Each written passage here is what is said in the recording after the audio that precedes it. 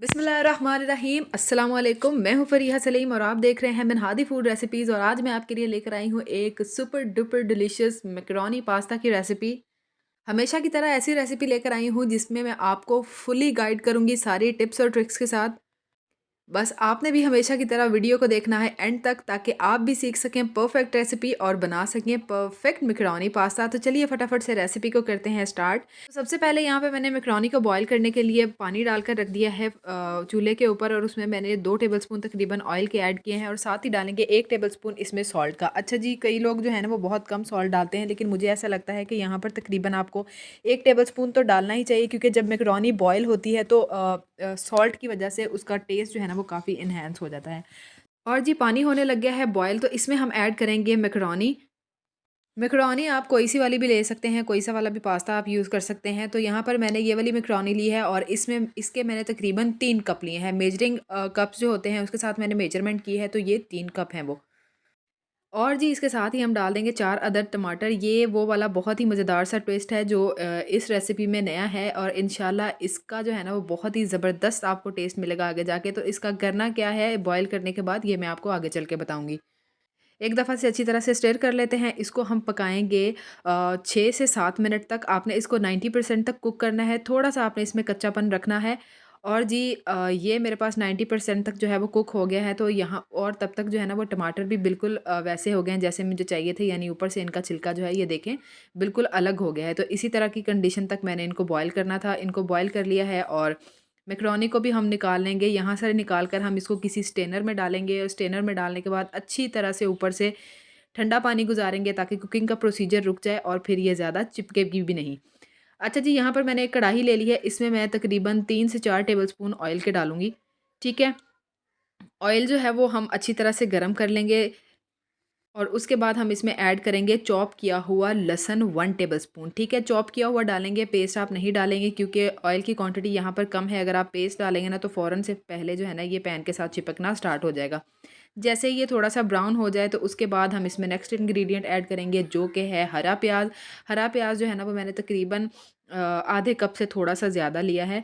2 हरे प्याज़ मैंने यहाँ पर काटे थे, ठीक है? अगर आपके पास हरा प्याज़ मौजूद नहीं है, स्प्रिंग अनियन नहीं है, तो आप इसकी जगह पर नॉर्मल जो हम प्याज़ यूज़ करते हैं वो भी ऐड कर सकते हैं, कोई इश्यू नहीं है। लेकिन इसका फ्लेवर बहुत अच्छा होता है, हो तो ज़रूर इस्तेमाल कीजिएगा। तकरीबन 1 मिनट तक पकाएँगे, हम इसका कलर ख़राब नहीं करेंगे, और हम फिर इसमें ऐड कर देंगे चिकन। चिकन मैंने बोनलेस लिया है और छोटे-छोटे पीसेस करके मैंने इसमें डाले हैं। ये तकरीबन 300 ग्राम चिकन है, यानी कि 1 पाव से थोड़ा-सा ज़्यादा। इसको जी हम पकाएँगे तब तक जब तक जो है वो इसका कलर वाइट ना हो जाए बिल्कुल। और तकरीबन इसमें प्रॉपर तरीके से अगर आप इसको पकाते हैं तो 3 से 4 मिनट लग जाते हैं, क्योंकि ये चिकन कच्चा है, तो 3 से 4 मिनट आपने इसको लाज़मी पकाना है, तब तक इसका कलर भी चेंज होके बिल्कुल वाइट हो जाएगा। 3-4 मिनट पकाने के बाद हम इसमें जो है वो स्पाइसेस ऐड कर लेते हैं। 1 टीस्पून, ये छोटा चाय का चम्मच है, मैंने ऐड किया है नमक का। 1 टीस्पून ही इसमें मैंने ऐड किया है चिली फ्लेक्स का, और हाफ़ टी स्पून जो है ना वो इसमें मैं ऐड कर रही हूँ ब्लैक पेपर का। ठीक है जी, यही स्पाइसेस हम यहाँ पे फ़िलहाल ऐड कर रहे हैं। कीप इन माइंड यहाँ पर जो मैंने स्पाइसेस ऐड किए हैं वो 3 कप मैकरोनी और 300 ग्राम जो चिकन है ना उसके लिहाज से हैं। अगर आपकी क्वांटिटी मैकरोनी और चिकन की अप डाउन हो तो आप उस लिहाज से इसमें स्पाइसेस भी जो है ना वो अप डाउन करेंगे। यहाँ पर मैंने तकरीबन हाफ़ टी स्पून जो है ना वो मैंने पेपरिका पाउडर का डाला है। पेपरिका पाउडर लाल मिर्च की एक टाइप है जो कि बिल्कुल भी तीखा नहीं होता है, ये सिर्फ़ आपकी डिश के कलर को एनहांस करता है, ठीक है? ये वो टमाटर हैं जो मैंने बॉयल किए थे, उनको मैंने छील कर किसी ब्लेंडर के जग में जो है वो इसका पेस्ट बना लिया है। 1 डेढ़ मिनट मसालों को पकाने के बाद जब हम टोमेटो प्यूरी ऐड करेंगे तो मज़ीद हम इसको 2 से 3 मिनट पकाएँगे। लेकिन आपने जो है ना वो टोमेटो प्यूरी को बिल्कुल ड्राई नहीं करना है, इसको सॉसी सा रखना है। और इस स्टेज पर अगर आपको लगता है कि आपके स्पाइसेस जो हैं वो अप डाउन है, तो यहाँ पर आप इनको बैलेंस कर सकते हैं। मुझे भी लग रहा था कि यहाँ पर जो है वो सॉल्ट थोड़ा-सा कम है, तो मैंने हाफ़ टी स्पून इसमें और ऐड कर लिया है। और इसी तरह से ये सॉसी सा है, तो मैं यहाँ पर फ्लेम बंद करूँगी, तो हम चलते हैं दूसरी तरफ। यहाँ पर मैंने एक पैन लिया है और पैन के अंदर मैं ऐड करूँगी 2 टेबलस्पून बटर के, और इसको हम मेल्ट होने देते हैं। जैसे ही ये मेल्ट होगा तो हम इसमें ऐड करेंगे मैदा। मैदा जो है ना यहाँ पर आप 2 टेबलस्पून तक ऐड कर सकते हैं, मैक्सिमम 2 टेबलस्पून। लेकिन मुझे लगता है कि 1 टेबलस्पून तक ही फ्लेवर जो है वो काफ़ी अच्छा मिल जाता है, तो इसीलिए मैं जो है वो 1 टेबलस्पून ही इसमें ऐड करूँगी। इसको स्टर करते हुए मैं पकाऊँगी लो फ्लेम के ऊपर, बिल्कुल लो फ्लेम के ऊपर आप इसको पकाएँगे। अच्छी तरह से पकाएँगे, मैदा कच्चा नहीं रहना चाहिए वरना फ्लेवर ख़राब हो सकता है। जैसे ही आप देखेंगे कि इस तरह से मैदा बिल्कुल बटर में जो है वो मिक्स हो गया है और इस तरह से कुछ बबल से क्रिएट होने लगे हैं, तो इट मीन्स कि मैदा अच्छी तरह से पक गया है। अब यहाँ पर मैं इसमें मेजरिंग कप के साथ मेजर करके 2 कप दूध के ऐड कर रही हूँ। दूध जो है ना इसमें मैंने ठंडा ऐड किया था। जब भी आप किसी चीज़ के लिए व्हाइट सॉस बनाते हैं तो उसमें हमेशा ठंडा दूध ऐड किया करें, क्योंकि इससे जो है ना वो व्हाइट सॉस बहुत ही क्रीमी और अच्छा बनता है। इसका परफेक्ट टेक्सचर जो है ना वो आपको मिलता है।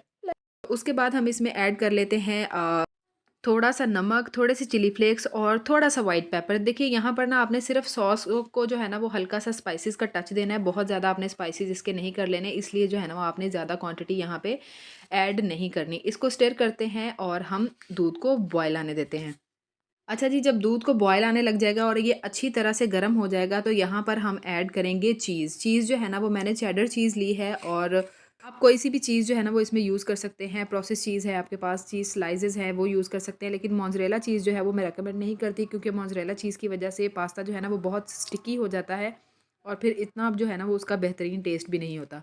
तो जी चीज़ को जो है वो हम मेल्ट होने देते हैं। एक और बात, अगर आपको चीज़ पसंद नहीं है, आपके पास अवेलेबल नहीं है, तो टोटली स्किपेबल ऑप्शन है, आप इसको स्किप भी कर सकते हैं। उसके बगैर भी पास्ता जो है ना वो बहुत अच्छा होता है। But one thing you have to keep in mind, अगर आप चीज़ ऐड नहीं कर रहे ना, तो फिर आप जहाँ पर मैंने 1 टेबलस्पून मैदा यूज़ किया था, आप वहाँ पर 2 टेबलस्पून मैदा यूज़ करेंगे, ठीक है?